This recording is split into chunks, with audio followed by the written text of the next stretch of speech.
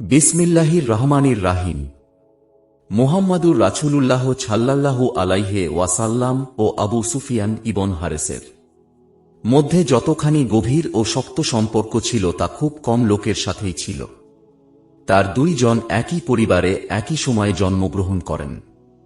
তারা দুইজন পরস্পর চাচাতো ভাই। আবু সুফিয়ানের পিতা হারেস ইবন আব্দুল মুত্তালিব ছিলেন রাসূলুল্লাহ সাল্লাল্লাহু আলাইহি ওয়াসাল্লাম এর বড় চাচা। তিনি ইসলাম পূর্ব যুগে মারা যান। রাসূল সাল্লাল্লাহু আলাইহি ওয়াসাল্লাম ও আবু সুফিয়ান পরস্পর দুধ ভাই। হযরত হালিমা আশ-সাদিয়াহ তাদের দুইজনকে দুধ পান করান। রাসূল সাল্লাল্লাহু আলাইহি ওয়াসাল্লাম নবুয়ত প্রাপ্তির পূর্ব পর্যন্ত তাদের দুইজনের মধ্যে গভীর সম্পর্ক ছিল। দুইজনের চেহারার মধ্যেও যথেষ্ট মিল ছিল। ইবনুল মোবারক ইব্রাহিম ইবন মুনজির প্রমুখের মতে আবু সুফিয়ানের নাম মুগিরা এবং কুনিয়াত বা ডাক নাম আবু সুফিয়ান। নানা দিক দিয়ে দুইজনের মধ্যে এত গভীর সম্পর্ক থাকার কারণে এটাই স্বাভাবিক ছিল যে রাসূলুল্লাহ সাল্লাল্লাহু আলাইহি ওয়াসাল্লাম নবুয়ত প্রাপ্তির সূচনালগ্নেই আবু সুফিয়ান তার ওপর ঈমান আনবেন এবং তার দাওয়াতে সাড়া দেবেন। কিন্তু যা স্বাভাবিক ছিল তা না হয়ে ঘটল তার বিপরীত। মক্কায় রাসূল সাল্লাল্লাহু আলাইহি ওয়াসাল্লাম ইসলামের দাওয়াত দেওয়া শুরু করতেই আবু সুফিয়ানের সব বন্ধুত্ব ও আত্মীয়তা হিংসা বিদ্বেষ শত্রুতা ও অবাধ্যতার রূপ নিল। রাসূল সাল্লাল্লাহু আলাইহি ওয়াসাল্লাম যখন দাওয়াত দিতে শুরু করেন, আবু সুফিয়ান তখন কুরাইশদের একজন নামজাদা অশ্বারোহী বীর এবং একজন শ্রেষ্ঠ কবি। তিনি তার জিহবা ও তীর রাসূল সাল্লাল্লাহু আলাইহি ওয়াসাল্লাম ও তার দাওয়াতের বিরোধিতায় নিয়োজিত করেন। ইসলাম ও মুসলমানদের শত্রুতায় তিনি তার সকল শক্তি একীভূত করেন। রাসূল সাল্লাল্লাহু আলাইহি ওয়াসাল্লামের বিরুদ্ধে কুরাইশরা যত যুদ্ধের পরিকল্পনা করে আবু সুফিয়ান তাতে ইন্ধন যোগায়। কুরাইশদের হাতে মুসলমানরা যত রকমের কষ্ট ভোগ করে তাতে তার বিরাট অবদান ছিল। তিনি তার কাব্য শক্তি রাসূল সাল্লাল্লাহু আলাইহি ওয়াসাল্লাম হিজা বা নিন্দায় নিয়োজিত করেন। রাসূল সাল্লাল্লাহু আলাইহি ওয়াসাল্লামের বিরুদ্ধে তিনি একটি অশালীন কবিতাও রচনা করেন। রাসূল সাল্লাল্লাহু আলাইহি ওয়াসাল্লাম হাসান ইবন সাবিত রাদিয়াল্লাহু আনহু তার একটি বিখ্যাত কাসিদার একটি লাইনে বলেন, তুমি নিন্দা করেছ মুহাম্মাদের, আমি জবাব দিয়েছি, এর প্রতিদান আল্লাহর কাছে। মূলত এ লাইনটি আবু সুফিয়ানের উদ্দেশ্যে বলা হয়েছে। হযরত রাসূলে করিম সাল্লাল্লাহু আলাইহি ওয়াসাল্লামের সাথে আবু সুফিয়ানের এ শত্রুতা দীর্ঘ ২০ বছর চলে। এ দীর্ঘ সময়ে আল্লাহর রাসূল সাল্লাল্লাহু আলাইহি ওয়াসাল্লাম মুসলমানদের বিরুদ্ধে যত রকম ষড়যন্ত্র করা যেতে পারে সবই তিনি করেন। বদর যুদ্ধের ব্যাপারে তার সম্পর্কে একটি চমকপ্রদ বর্ণনা সিরাত গ্রন্থসমূহে পাওয়া যায়। হযরত আবু রাফে বর্ণনা করেন, আমি বদর যুদ্ধের পর মক্কায় জময়ম কূপের নিকট বসে তীর বানাচ্ছি, এমন সময় আবু লাহাব এসে আমার পাশে বসল। সে কোনো কারণবশত বদরে অংশগ্রহণ না করে অন্য একজনকে নিজের পরিবর্তে পাঠিয়েছিল। তারপর আবু সুফিয়ান ইবন হারেস ইবন আব্দুল মুত্তালিব এল। আবু লাহাব তাকে কাছে বসিয়ে তার কাছে বদরের ঘটনা বিস্তারিত জানতে চায়। আবু সুফিয়ান বলে, আল্লাহর কসম, তারা ছিল এমন একটি দল যাদের কাছে আমরা আমাদের কাঁধ সমর্পণ করেছিলাম। তারা তাদের ইচ্ছামতো আমাদের পরিচালিত করে ইচ্ছেমতো আমাদের বন্দী করে। আল্লাহর কসম, এত কিছু সত্ত্বেও আমি আমাদের লোকদের তিরস্কার করি না, কারণ আমরা আসমান ও জমিনের মাঝে সাদা কালো উড়ন্ত অশ্বের ওপর কিছু সাদা ধবধবে আরোহী দেখতে পেয়েছি। আল্লাহর কসম, কোনো কিছুই তাদের মোকাবিলা করতে সক্ষম হবে না। আবু রাফে সাথে সাথে বলে ওঠেন, আল্লাহর কসম, তারা ফেরেশতা ছাড়া অন্য কিছু নয়। আবু লাহাব আবু রাফের গালে এক থাপ্পড় বসিয়ে দেয়। অবশেষে মক্কা বিজয়ের প্রাক্কালে ইসলামের সাথে আবু সুফিয়ানের শত্রুতার সমাপ্তি ঘটে। ইতিহাসে তার ইসলাম গ্রহণের কাহিনীটি এভাবে বর্ণিত হয়েছে। আবু সুফিয়ান বলেন, ইসলাম যখন সবল হয়ে উঠল এবং এ খবর ছড়িয়ে পড়ল যে রাসূল সাল্লাল্লাহু আলাইহি ওয়াসাল্লাম মক্কা জয়ের জন্য এগিয়ে আসছেন, তখন আমি চারদিকে অন্ধকার দেখতে লাগলাম। আমি আপন মনে বলতে লাগলাম, এখন কোথায় যাব, কার সাথে যাব এবং কোথায় কার সাথে থাকব। এসব চিন্তা ভাবনার পর আমার স্ত্রী ও পুত্র কন্যাদের কাছে গিয়ে বললাম, মক্কা থেকে বের হওয়ার জন্য তৈরি হও। মুহাম্মাদের মক্কায় প্রবেশের সময় ঘনিয়ে এসেছে। মুসলমানরা আমাকে পেলেই হত্যা করবে। তারা আমাকে বলল, আপনি এখন দেখতে পাচ্ছেন আরব অনারব সকলেই মুহাম্মাদের আনুগত্য স্বীকার করে তার দ্বীন কবুল করছে, আর আপনি এখনও তার শত্রুতার জেদ ধরে বসে আছেন। অথচ আপনারই সর্বপ্রথম তার সাহায্য ও সহযোগিতায় এগিয়ে আসা উচিত ছিল। এভাবে তারা আমাকে মুহাম্মাদের দ্বীনের প্রতি উৎসাহী ও আকৃষ্ট করে তুলতে লাগল। অবশেষে আল্লাহ তাআলা আমার অন্তর দুয়ার উন্মুক্ত করে দিলেন। আমি তক্ষুনি উঠে আমার দাস মাজকুরকে একটি উট ও একটি ঘোড়া প্রস্তুত করতে নির্দেশ দিলাম। আমার পুত্র জাফরকেও আমি সঙ্গে নিলাম। আমরা খুব দ্রুত মক্কা মদিনার মাঝখানে আবওয়ার দিকে চললাম। আমি আগেই জেনেছিলাম মুহাম্মদ সেখানে পৌঁছেছেন। আমি আবওয়ার কাছাকাছি পৌঁছে ছদ্মবেশ ধারণ করলাম, যাতে কেউ আমাকে চিনে ফেলে রাসূলুল্লাহ সাল্লাল্লাহু আলাইহি ওয়াসাল্লাম সামনে হাজির পেয়ে ইসলামের ঘোষণা দেওয়ার পূর্বে মেরে না ফেলে। আমি প্রায় 1 মাইল দূর থেকে পায়ে হেঁটে এগুতে লাগলাম, আর দেখতে লাগলাম মুসলমানদের অগ্রগামী দলগুলি একটির পর একটি মক্কার দিকে চলছে। কেউ আমাকে চিনতে পারে এই ভয় ও আশঙ্কায় আমি তাদের পথ থেকে একটু দূর দিয়ে এগুতে লাগলাম। এই জনস্রোতের মধ্যে হঠাৎ রাসূলুল্লাহ সাল্লাল্লাহু আলাইহি ওয়াসাল্লাম আমার নজরে পড়লেন। আমি খুব ত্বরিত গতিতে তার সামনে হাজির হয়ে আমার মুখাবরণ খুলে ফেললাম। তিনি আমাকে চিনতে পেরেই আমার দিক থেকে মুখ ফিরিয়ে নিলেন। আমি ঘুরে আবার তার সামনে গেলাম। তিনি আবারও মুখ ঘুরিয়ে নিলেন। এভাবে কয়েকবার করলেন। আমার বিশ্বাস ছিল আমার ইসলাম গ্রহণে রাসূল সাল্লাল্লাহু আলাইহি ওয়াসাল্লাম অত্যন্ত খুশি হবেন। কিন্তু মুসলমানরা যখন দেখল রাসূল সাল্লাল্লাহু আলাইহি ওয়াসাল্লাম আমার দিক থেকে মুখ ঘুরিয়ে নিচ্ছেন, তারাও মুখ কালো করে আমার দিক থেকে মুখ ঘুরিয়ে নিল। আবু বকর আমাকে দেখে অত্যন্ত কঠিনভাবে মুখ ঘুরিয়ে নিলেন। আমি অত্যন্ত অসহায়ভাবে উমার ইবনুল খাত্তাবের দিকে তাকালাম। তিনিও তার সাথী অপেক্ষা অধিকর কঠোরতার সাথে মুখ ঘুরিয়ে নিলেন। তিনি বরং একজন আনসারীকে আমার বিরুদ্ধে উস্কে দিলেন। সেই আনসারী আমাকে লক্ষ্য করে বলল, ওরে আল্লাহর দুশমন, তুই আল্লাহর রাসূল ও তার সাহাবীদের কষ্ট দিয়েছিস। উক্ত আনসারী উচ্চ কণ্ঠে আমাকে ভর্ৎসনা ও গালি গালাজ করছে, আর মুসলমানরা আমার পাশে ভিড় করে অত্যন্ত নির্দয়ভাবে তা শুনে উপভোগ করছে। এমন সময় আমি আমার চাচা আব্বাসকে দেখলাম। আমি তার দিকে একটু এগিয়ে গিয়ে বললাম, চাচা, আমার আশা ছিল রাসূলুল্লাহ সাল্লাল্লাহু আলাইহি ওয়াসাল্লামের সাথে আমার আত্মীয়তা এবং আমার কওমের মধ্যে আমার মর্যাদার কারণে তিনি আমার ইসলাম গ্রহণে খুশি হবেন। আপনি রাসূল সাল্লাল্লাহু আলাইহি ওয়াসাল্লামের সাথে আমার ব্যাপারে কথা বলে তাকে একটু রাজি করান। তিনি বললেন, তোমার দিক থেকে মুখ ঘুরিয়ে নিয়েছেন। এ দৃশ্য দেখার পর আমি রাসূলুল্লাহ সাল্লাল্লাহু আলাইহি ওয়াসাল্লামের কাছে তোমার প্রসঙ্গে একটি কথাও বলতে পারবো না, তবে যদি কখনো সুযোগ আসে বলবো, কারণ আমি রাসূলুল্লাহকে যেমন সম্মান করি তেমন ভয়ও করি। আমি বললাম, চাচা, আমাকে তাহলে কার দায়িত্বে ছেড়ে দিচ্ছেন? তিনি বললেন, এইমাত্র তুমি যা শুনলে তার অতিরিক্ত আমি কিছুই করতে পারবো না।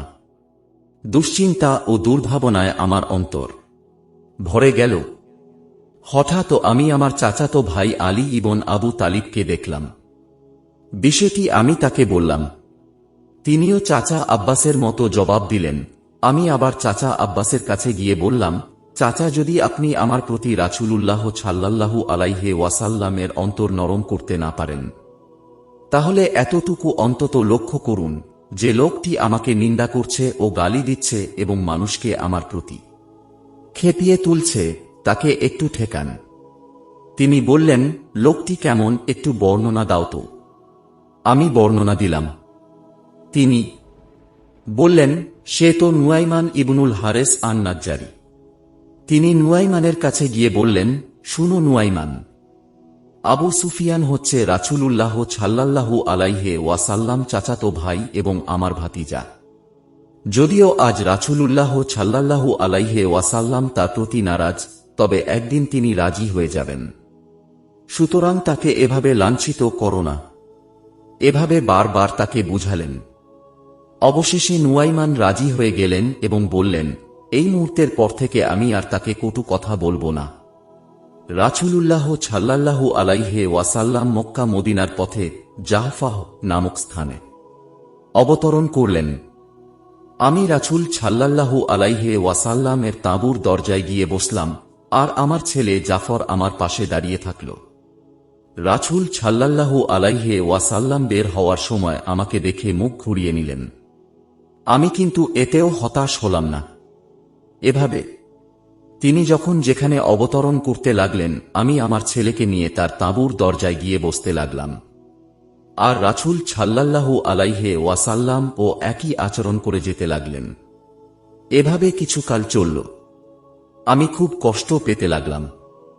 দুনিয়াটা আমার জন্য সংকীর্ণ হয়ে পড়ল।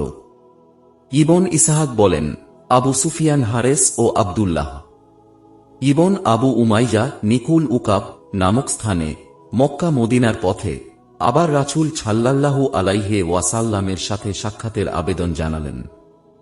হযরত উম্মু সালামা তাদের সম্পর্কে বললেন, ইয়া রাসূলুল্লাহ, আপনার চাচাতো ভাই ও ফুফাতো ভাই দুইজন এসেছে সাক্ষাৎ করতে। রাসূল সাল্লাল্লাহু আলাইহি ওয়াসাল্লাম বললেন, তাদের আর কোনো প্রয়োজন আমার নেই। আমার চাচাতো ভাই আমার সম্মান নষ্ট করেছে, আর ফুফাতো ভাই সে আমাকে মক্কায় যা বলার বলেছে। আবু সুফিয়ানের সাথে তার পুত্র জাফর ছিল। যখন রাসূল সাল্লাল্লাহু আলাইহি ওয়াসাল্লামের এ কথা তার কানে পৌঁছাল, আবু সুফিয়ান বললেন, আল্লাহর কসম, হয় তিনি আমাকে সাক্ষাতের অনুমতি দেবেন, নয়তো আমি আমার এ ছেলের হাত ধরে জমিনের যেদিকে ইচ্ছা চলে যাব এবং ক্ষুধা তৃষ্ণায় মৃত্যুবরণ করব। এ কথা যখন রাসূল সাল্লাল্লাহু আলাইহি ওয়াসাল্লাম শুনলেন, তিনি একটু নরম হলেন এবং তাদেরকে সাক্ষাতের অনুমতি দিলেন। তারা দুইজন রাসূল সাল্লাল্লাহু আলাইহি ওয়াসাল্লাম এর নিকট পৌঁছে ইসলামের ঘোষণা দেন।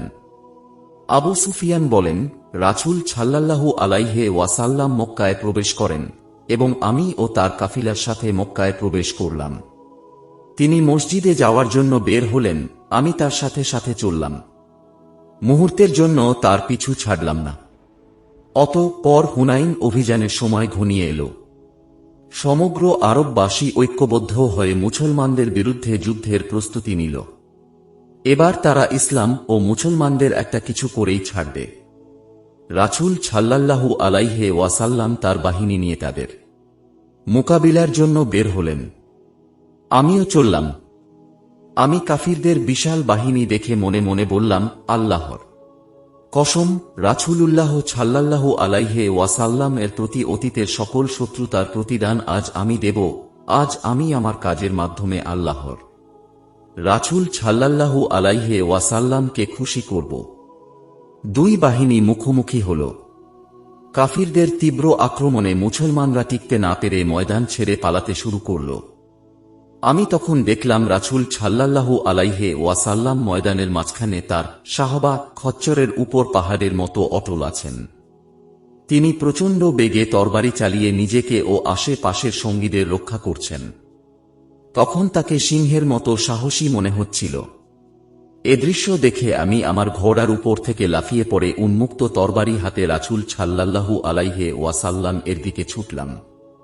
আল্লাহই জানেন, আমি তখন রাসূল সাল্লাল্লাহু আলাইহি ওয়াসাল্লামের সামনে মৃত্যুর আশা করছিলাম। আমার চাচা আব্বাস রাসূলুল্লাহ সাল্লাল্লাহু আলাইহি ওয়াসাল্লাম এর খচ্চরের লাগাম ধরে তার এক পাশে, আর আমি অন্য পাশে দাঁড়ালাম। আমি বাঁ হাতে রাসূল সাল্লাল্লাহু আলাইহি ওয়াসাল্লাম এর বাহন এবং ডান হাতে তরবারি ধরে তীব্র আক্রমণ চালালাম। এ দৃশ্য দেখে রাসূল সাল্লাল্লাহু আলাইহি ওয়াসাল্লাম চাচা আব্বাসকে জিজ্ঞেস করেন, একে? চাচা বললেন, আপনার ভাই, আপনার চাচার ছেলে আবু সুফিয়ান ইবন হারেস। ইয়া রাসূল সাল্লাল্লাহু আলাইহি ওয়াসাল্লাম, আপনি তার প্রতি সন্তুষ্ট হয়ে যান। রাসূল সাল্লাল্লাহু আলাইহি ওয়াসাল্লাম বললেন, আমি সন্তুষ্ট হয়েছি।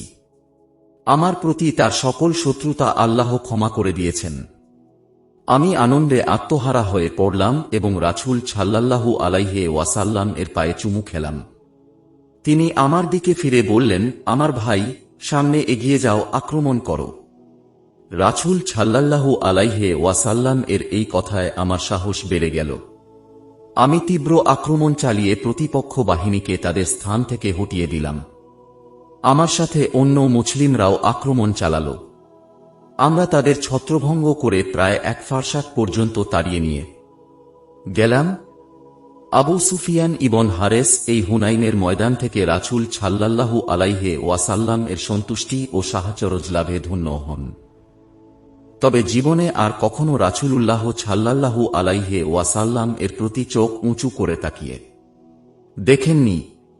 অতীত আচরণের কথা মনে করে লজ্জা ও অনুশোচনায় রাসূল সাল্লাল্লাহু আলাইহি ওয়াসাল্লাম এর চেহারা মুবারকের প্রতি দৃষ্টি নিক্ষেপ করতে সাহস পাননি।